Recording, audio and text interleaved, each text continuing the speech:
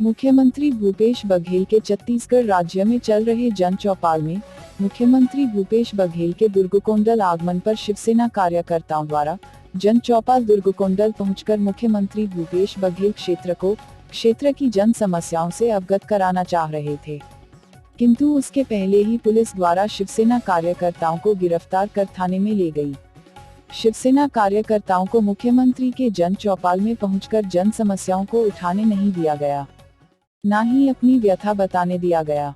शिवसेना प्रदेश सरकार से प्रश्न करती है कि प्रदेश के मुख्यमंत्री अपनी जनता की समस्या जानने व उसे दूर करने प्रदेश में जन चौपाल लगा रहे हैं, जनता की समस्या दूर करने का प्रयास कर रहे हैं, किंतु पुलिस प्रशासन द्वारा उन्हें आम जनता से मिलने नहीं दिया जा रहा है।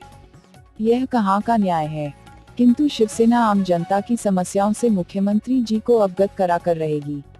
शिवसैनिकों ने यह भी कहा कि चाहे इसके लिए शिवसेना कार्यकर्ताओं को जेल क्यों ना जाना पड़े।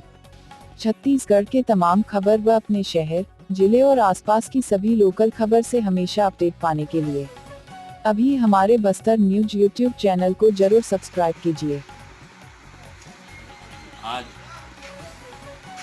प्रदेश के मुखिया माननीय भूपेश बघेल का दुर्गकोंडल में कार्यक्रम है, जहां पर हम लोगों के द्वारा शिवसेना के द्वारा उनको क्षेत्र की जन समस्याओं को लेकर ज्ञापन देने आए थे, किंतु यह प्रदेश की सरकार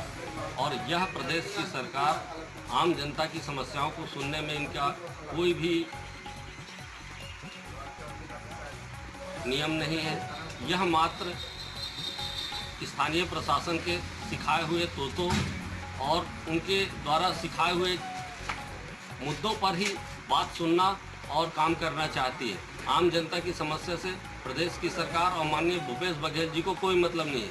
हम प्रदेश के मुखिया भूपेश बघेल जी से आग्रह करते हैं कि वह स्थानीय क्षेत्र की जन समस्याओं को सुने, स्थानीय आम जनता को जन चौपाल में बुलाए, न कि भाड़े के लोगों को बुलाकर और उनकी बातों को सुने। आज हम ज्ञापन सौंपने आए थे, किंतु हमें ज्ञापन नहीं सौंपने दे करके स्थानीय पुलिस द्वारा दुर्गकोंडल थाने में बैठा दिया गया है। हम आज मीडिया के माध्यम से प्रदेश के भूपेश बघेल की सरकार से पूछना चाहते हैं क्या कि प्रदेश में आम जनता की जन समस्या कोई उठा सकता है या नहीं, और अगर आम जनता की समस्या उठाने पर उसे जेल होता है तो शिवसेना जेल जाने को तैयार है। आज समय विशेष में बस इतना ही। कल फिर हाजिर होंगे नई खबरों के साथ। मुझे इजाजत दीजिए। नेहा श्रीवास्तव, धन्यवाद।